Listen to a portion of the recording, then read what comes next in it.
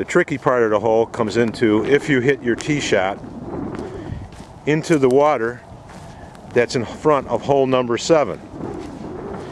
There are a number of different options that come into play on this hole.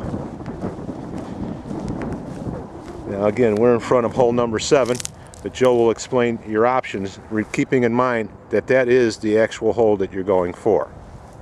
Alright, we've run into a situation where we've hit our ball into the hazard here, off the 13th tee into the pond in front of the 7th water. And what we want to do is we want to explore all our options in this case and find what actually gives us the best chance of making a good golf shot. And in this case you have 5 options. The first option, of course, is always to replay the shot. You can go back to the tee and re-tee. Your second option is to play it as it lies.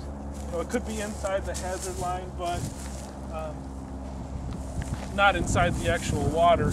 And what you can do in this case is you can play it where it lies. One thing you do have to remember, though, is anytime you're in any hazard, water or sand trap, you have to make sure that you do not ground your club inside the hazard and before striking the ball. Obviously, grounding your club is actually touching the hazard in any way, shape, or form. Correct. Behind the ball, you could practice in a hazard. Yeah, what you can do is you can actually brush the top of the grass, but you cannot actually let the weight of the club rest on the ground, which would be grounding the club. Our other option, as we explained before, is take this point here, no closer to the hole, and take your 2 club lengths and take your relief that way. In this case, it would actually give you a shot that would probably force you to hit through the tree, which wouldn't be your best option. The next option would be to keep this point between yourself and the flagstick.